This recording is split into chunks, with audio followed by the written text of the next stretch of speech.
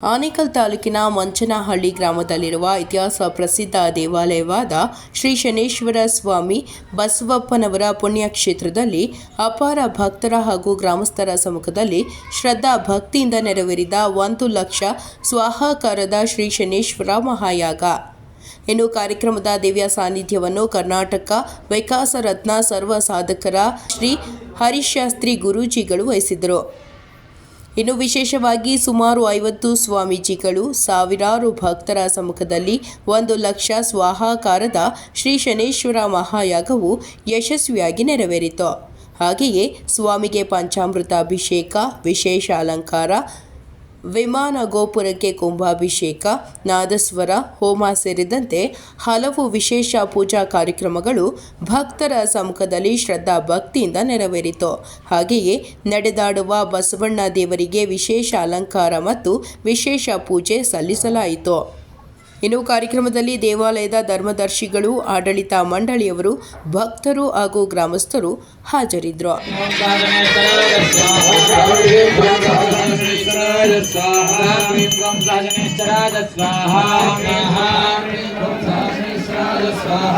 ग्राम cream Chrome सहस्रेश्वराय स्वाहा ग्राम cream Chrome सहस्रेश्वराय स्वाहा ग्राम cream Chrome सहस्रेश्वराय स्वाहा ग्राम क्रीम क्रोम सहस्रेश्वराय स्वाहा ग्राम क्रीम क्रोम सहस्रेश्वराय स्वाहा ग्राम क्रीम क्रोम सहस्रेश्वराय स्वाहा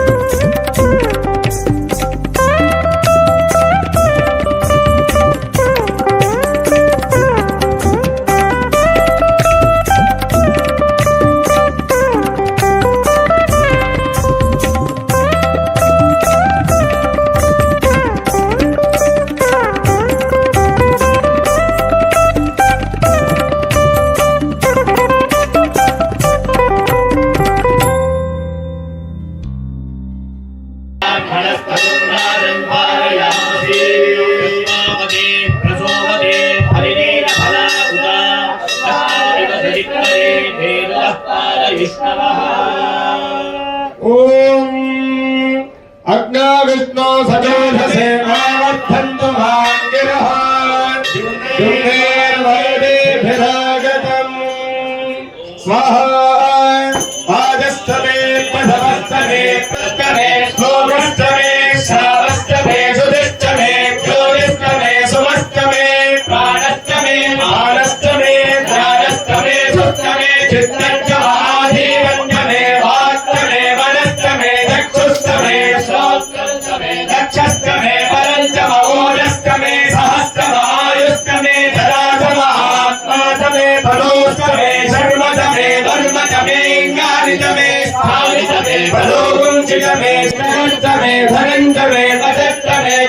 वरदस्तमे वीराजमे मोदस्तमे धातन्तमे गणिष्ठवानन्तमे सूक्तन्तमे सुकृतन्तमे वित्तन्तमे वेद्यन्तमे मतिस्तमे सुमतिस्तमे शन्तमे मयस्तमे प्रियन्तमे लुकामस्तमे कामस्तमे सोमनसस्तमे भद्रन्तमे श्रेयस्तमे वस्यस्तमे यशस्तमे भगस्तमे द्रविणन्तमे यन्तातमे धर्तातमे क्षेमस्तमे धृतिस्तमे विश्वन्तमे सप्तमशतमे नवदशकमहेकविंशतिस्तमे त्रयोविंशतिस्तमे पञ्चविंशतिस्तमे सप्तविंशतिस्तमे नीलाञ्जना समाभासं रविपुत्रं यमाग्रजं सम्भूतं तं नमामि शनैश्चरं नमो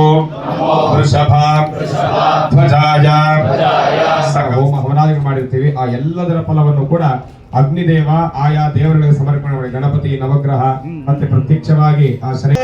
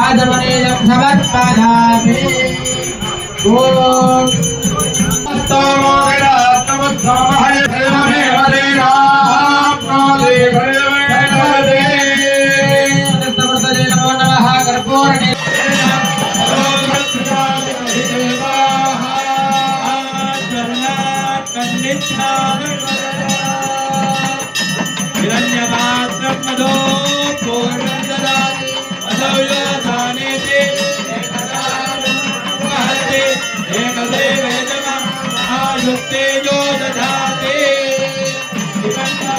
वरुणस्य दूतं यमस्य योनो गुणं गुणं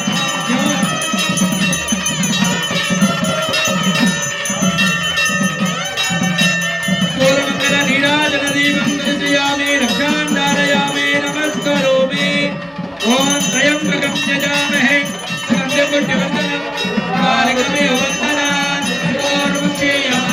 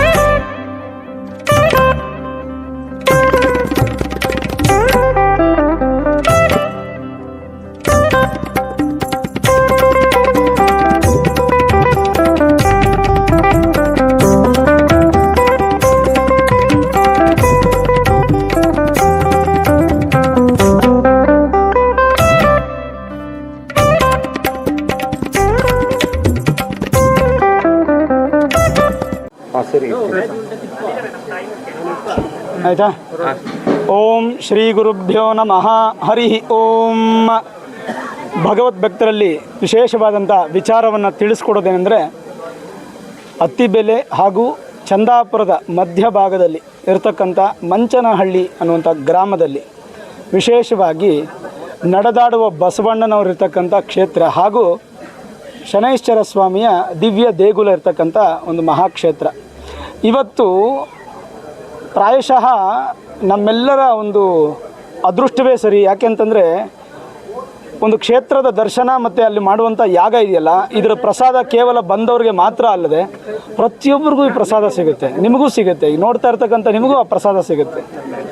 ವಿಶೇಷವಾಗಿ ನಡೆಯುವಂಥ ಈ ಒಂದು ಯಾಗದಲ್ಲಿ ಎಲ್ಲರೂ ಪಾಲ್ಗೊಂಡ್ರಿ. ಆದರೆ ಈ ಒಂದು ಶನೈಶ್ಚರ ಮಹಾಯಾಗದ ಕುರಿತಾಗಿ ಒಂದು ಸಣ್ಣ ವಿಚಾರವನ್ನು ನಾನು ನಿಮಗೆ ತಿಳಿಸ್ಬೇಕು.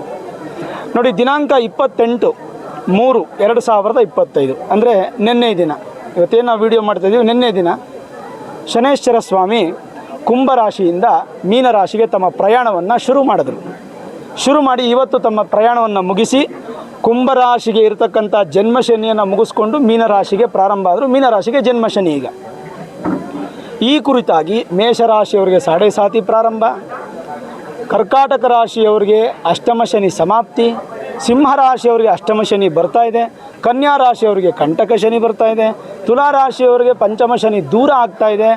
ವಿಶೇಷವಾಗಿ ವೃಶ್ಚಿಕ ರಾಶಿಯವರಿಗೆ ಪಂಚಮ ಶನಿ, ಧನುರಾಶಿಯವರಿಗೆ ಅರ್ಧಾಷ್ಟಮ, ಮಕರ ರಾಶಿಗೆ ಬಿಡುಗಡೆ, ಕುಂಭ ರಾಶಿಗೆ ಅಂತ್ಯ ಶನಿ. ಇದು ಜ್ಯೋತಿಷ್ಯ ಪರವಾಗಿ ಹೇಳುವಂಥ ವಿಶೇಷ. ಸರಿ, ಹೀಗಿದ್ದಾಗ ಏನಾಗುತ್ತೆ, ಸಾಧಾರಣವಾಗಿ ನಾವು ಶನಿ ಅಂದ್ರೆ ಭಯ ಪಡ್ತೀವಿ ಕಣ್ರಿ. ಯಾರೂ ಕೂಡ ಶನಿಗೆ ಭಯ ಪಡಬಾರ್ದು. ಎಲ್ಲರೂ ಶನೈಶ್ಚರ ಸ್ವಾಮಿ ದೇವಸ್ಥಾನಕ್ಕೆ ಭಕ್ತಿಯಿಂದ ಹೋಗಬೇಕು. ಭಯ ಪಡೋಕ್ಕೇನು ಶನೈಶ್ಚರ ಏನು ಯಮನ ಅಥವಾ ರಾಕ್ಷಸನ ಅಲ್ಲ. ಶನಿ ಪರಮಾತ್ಮ ಕರ್ಮಕಾರಕ. ಶನಿಗೆ ಅಂತ ಕೆಲವೊಂದು ರೂಲ್ಸ್ ಆ್ಯಂಡ್ ರೆಗ್ಯುಲೇಷನ್ಸ್ ಇರುತ್ತೆ, ಅದನ್ನು ಫಾಲೋ ಮಾಡಲೇಬೇಕು. ಒಮ್ಮೆ ಶನಿಗೆ ಆ ಪರಮಾತ್ಮ ಕೊಟ್ಟಂತಹ ಕೆಲಸವನ್ನು ಶನಿ ಪರಿಪೂರ್ಣ ಆಗೋವರೆಗೂ ಬಿಡೋದಿಲ್ಲ.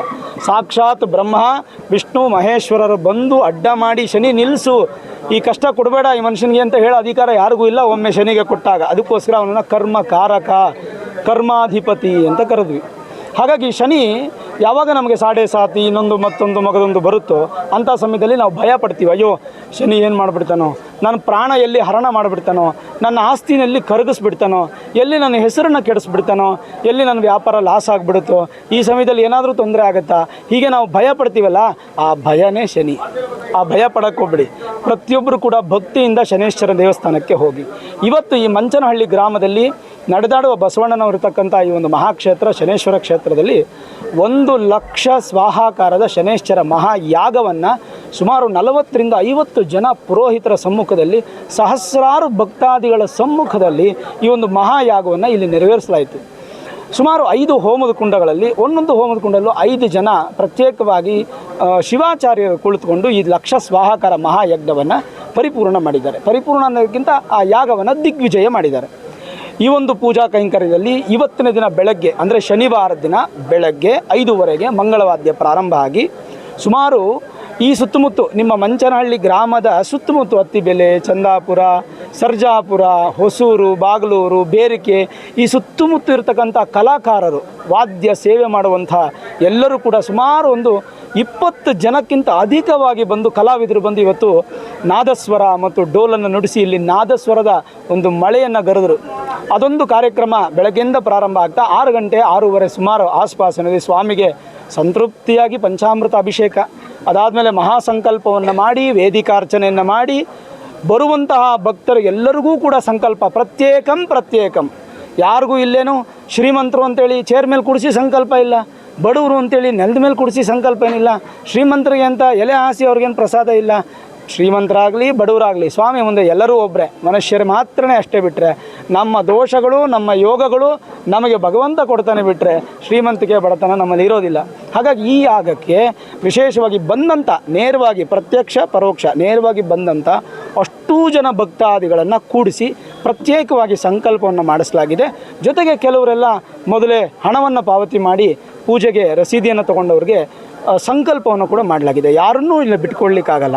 ಅಂಥ ಮಹಾಯಾಗವನ್ನು ಸಂಪೂರ್ಣ ಮಾಡಿ ವಿಶೇಷವಾಗಿ ಗೋಪುರದ ವಿಮಾನ ಗೋಪುರದ ಕಲಶ ಕುಂಭಾಭಿಷೇಕ 12 ವರ್ಷಕ್ಕೊಮ್ಮೆ ಮಾಡುವಂತಹ ಮಹಾಕುಂಭಾಭಿಷೇಕ. ಇವತ್ತು ನಮ್ಮ ಅದೃಷ್ಟ ಇಲ್ಲಿ ಶನೇಶ್ವರನ ಯಾಗ ಮಾಡಬೇಕು ಅಂತ ಬಸಪ್ಪನವ್ರನ್ನ ಕೇಳೋದಕ್ಕೆ ಒಂದು ಅನುಜ್ಞೆಯನ್ನು ಕೊಟ್ಟರು. ಆ ಅನುಜ್ಞೆಯನ್ನು ತೊಗೊಂಡು ಕುಂಭಾಭಿಷೇಕನ ಮಾಡಬೇಕಂದ್ರೆ ಸಂತೋಷ ಮಾಡಿ ಅವನ ಸಂಕಲ್ಪ ಇದ್ದರೆ ನಾವು ಯಾರು ತಪ್ಸೋಕ್ಕಾಗತ್ತೆ. ಇವತ್ತು ಪರ್ವಕಾಲ, ಹಾಗಾಗಿ ಕುಂಭಾಭಿಷೇಕನೂ ಆಯಿತು, ಪ್ರಧಾನ ಕಲಶ ಸ್ವಾಮಿ ವಿಗ್ರಹಕ್ಕೆ ಅಭಿಷೇಕ ಆಯಿತು, ವಿಶೇಷವಾಗಿ ವೃಷಭ ಪೂಜೆ ಆಯಿತು. ನೋಡಿ, ಈಶ್ವರನ ವಾಹನ ಯಾವುದು ಅಂದರೆ ನಂದಿ, ವೃಷಭ ಅಂತೀವಿ. ಹೇ ವೃಷಭರಾಜ, ವೃಷಭರಾಜನನ್ನು ಕರಿತೀವಿ ನಾವು. ಬಾ ಭಗವಂತ ಬಾ, ನನ್ನ ಬಳಿಗೆ ಬಾ. ಪ್ರತಿಯೊಬ್ಬರು ಕೂಡ ಅವಸಾನ ಕಾಲದಲ್ಲಿ ಗೋದಾನ ಮಾಡಬೇಕು, ವೃಷಭ ದರ್ಶನ ಮಾಡಬೇಕು. ಅವಸಾನ ಕಾಲ ಅಂದರೆ ಏನು ಗೊತ್ತಾ, ಇನ್ನೇನು ಸಾಯ್ತೀವಿ ಅನ್ನೋಂಥ ಕಾಲನ ಅವಸಾನ ಕಾಲ ಅಂತ ಹೇಳ್ತೀವಿ. ಆ ಕಾಲದಲ್ಲಿ ನಾವು ಮಾಡಬೇಕಾದ್ರೆ ಎರಡೇ, ಒಂದು ಗೋದಾನ ಮಾಡಬೇಕು ಅಂದರೆ ನಮ್ಮ ಒಂದು ಆತ್ಮಶಾಂತಿ ಆಗಲಿ ಅಂತ, ಇನ್ನೊಂದು ವೃಷಭ ದರ್ಶನವನ್ನು ಮಾಡಬೇಕು, ಆವಾಗಲೇ ಶಿವನ ದರ್ಶನ ಆಗೋದು. ಅಂಥ ವೃಷಭಕ್ಕೆ ನಡೆದಾಡುವ ಬಸವಣ್ಣನವರಿಗೆ ಪೂಜೆ ಮಾಡಿ ಅವರ ಸಮ್ಮುಖದಲ್ಲಿ ಪೂರ್ಣಾಹುತಿ ಮಹಾಮಂಗಳಾರತಿ ವಿಶೇಷವಾಗಿ ಕಾರ್ಯಕ್ರಮ ನಡೀತು. ಇದ್ರ ಬಗ್ಗೆ ಎರಡು ಮಾತಿಲ್ಲ. ನೀವು ಸಾರ್ವಜನಿಕರಿಗೆ ಒಂದಿಬ್ಬರು ಮಾತಾಡ್ತಾರೆ, ನೀವು ಕೇಳಿಸ್ಕೋತೀರ ಅವ್ರ ಬಗ್ಗೆ ಎಷ್ಟು ಚೆನ್ನಾಗಿ ಒಂದು ಯಾಗದ ಬಗ್ಗೆ ವರ್ಣಿಸ್ತಾರೆ. ಮತ್ತು ಈ ಕ್ಷೇತ್ರದ ಬಗ್ಗೆ ಎಲ್ಲರೂ ಪ್ರಸಾದ ತೊಗೋತಾ ಇದ್ದಾರೆ, ಎಲ್ಲರಿಗೂ ಅನ್ನದಾನ ಇದೆ. ಯಾರಿಗೂ ಕೂಡ ಭಗವಂತನ ಆಶೀರ್ವಾದ ಇಲ್ಲದೆ ಇಲ್ಲಿಂದ ಹೋಗೋದಿಲ್ಲ. ಇವತ್ತಿಲ್ಲಿ ಬಂದಿದ್ದಾರೆ, ಈ ಸ್ವಾಮಿಯನ್ನು ದರ್ಶನ ಮಾಡಿದ್ದಾರೆ, ಯಾಗಕ್ಕೆ ಪಾಲ್ಗೊಂಡಿದ್ದಾರೆ. ಖಂಡಿತವಾಗಲೂ ನಿಮಗೆ ಸಾಡೆ ಸಾತಿ ಇರಲಿ, ಜನ್ಮ ಶನಿ ಇರಲಿ, ಅಷ್ಟಮ ಶನಿ ಇರಲಿ, ಪಂಚಮ ಶನಿ ಇರಲಿ, ಅದು ಯಾವುದೇ ಶನಿ ಇರಲಿ, ಶನಿಗೆ ಸಂಬಂಧಪಟ್ಟಂಥ ಭಯ ನಿಮಗೆ ಬೇಡ. ಖಂಡಿತವಾಗಲೂ ಅನುಕೂಲ ಆಗುತ್ತೆ. ಹಾಗೂ ಈ ದೇವಸ್ಥಾನದಲ್ಲಿ ನಮ್ಗೆ ಅವಕಾಶ ಮಾಡಿಕೊಟ್ರು. ಯಾಕೆಂದರೆ ಈ ಧರ್ಮದರ್ಶಿಗಳಾಗ್ಬೋದು, ಭಾಳ ಅವಕಾಶ ಮಾಡಿಕೊಟ್ರು. ಜಾಗ ಸ್ವಾಮಿ ನೀವೇನಾದರೂ ಮಾಡಿ, ನಾವು ವ್ಯವಸ್ಥೆ ಮಾಡ್ತೀವಿ ಅಂತ ಮಾಡಿಕೊಟ್ರು. ಜೊತೆಗೆ ಒಬ್ಬರು ವಸ್ತ್ರವನ್ನು ಕೊಡಿಸಿದ್ರು ಎಲ್ಲ ಪುರೋಹಿತರಿಗೆ ಪಂಚೆ. ಬಂದು ನಮ್ಮ ಮುರಳಿಯವರು ಎಲ್ಲರಿಗೂ ಲಾಡು ಪ್ರಸಾದವನ್ನು ನಾನು ಕೊಡಿಸ್ತೀನಿ ಸ್ವಾಮಿ ಅಂತ ಮುಂದೆ ಬಂದು ಕೊಡಿಸಿದ್ರು. ಸ್ವಯಂ ಸೇವಕರಾಗಿ, ವಾಲಂಟ್ರೀಸ್ ಆಗಿ ಎಲ್ಲರೂ ಕೂಡ ಬಂದು ಸೇವೆ ಮಾಡಿದ್ರು. ಇವತ್ತು ಎಷ್ಟೋ ಜನ ನೋಡ್ತೀವಿ ವಾಲಂಟ್ರಾಗಿ ಮಾಡೋದಕ್ಕೆ ಹಿಂಜರಿತಾರೆ. ವಾಲಂಟ್ರಾಗಿ ಸುಮಾರು ಓಡಾಡಿ ಧೂಳು ರಾತ್ರಿ ಎಲ್ಲ ನಿದ್ರೆ ಕೆಟ್ಟು ಈ ಒಂದು ಕಾರ್ಯಕ್ರಮ ಮಾಡಿದ್ದೀರಾ. ಎಲ್ಲರಿಗೂ ಒಳ್ಳೆಯದಾಗಲಿ, ಕಷ್ಟಪಟ್ಟವ್ರಿಗೂ ಒಳ್ಳೆಯದಾಗಲಿ, ಕಷ್ಟಪಡ್ದಿರೋರಿಗೂ ಒಳ್ಳೆಯದಾಗಲಿ. ಅದಕ್ಕೆ ಸಂಕಲ್ಪಕ್ಕೆ ನಾನು ಪ್ರಧಾನವಾಗಿ ಹೇಳಿದೆ, ಪ್ರತ್ಯಕ್ಷಂ ಪರೋಕ್ಷಂ, ಆಗತಾನಂ ಅನಾಗತಾನಂ, ಅಶಕ್ತಾನಂ. ಬರೋಕ್ಕಾಗದೇ ಇರೋರ ಕಥೆ ಏನವಾಗ, ಅವ್ರಿಗೂ ಫಲ ಸಿಕ್ಕಲಿ, ಎಲ್ಲರಿಗೂ ಫಲ ಸಿಕ್ಕಿ ಭಗವಂತನ ಆಶೀರ್ವಾದ ಮಾಡಲಿ. ವಿಶೇಷವಾದಂಥ ಯಾಗಕ್ಕೆ ನೀವೆಲ್ಲರೂ ಬಂದಿದ್ದೀರಾ. ಬರದೇ ಇರೋರಿಗೂ ಈ ಯಾಗದ ಫಲ ನಿಮ್ಗೆ ಸಿಗಲಿ. ನೋಡ್ತಾ ಇದ್ದೀರಲ್ಲ, ನೀವೀಗ ನೋಡ್ತಾ ಇದ್ದೀರಲ್ಲ, ನಿಮಗೂ ಈ ಯಾಗದ ಫಲ ಸಿಗಲಿ ಅಂತ ನಾನು ಈ ಮೂಲಕ ಪ್ರಾರ್ಥನೆ ಮಾಡ್ತೀನಿ. ಒಳ್ಳೆಯದಾಗಲಿ. ಸರ್ವೇ ಜನಾಃ ಸುಖಿನೋ ಭವಂತು, ಸಮಸ್ತ ಸನ್ಮಂಗಳಾನಿ ಭವಂತು.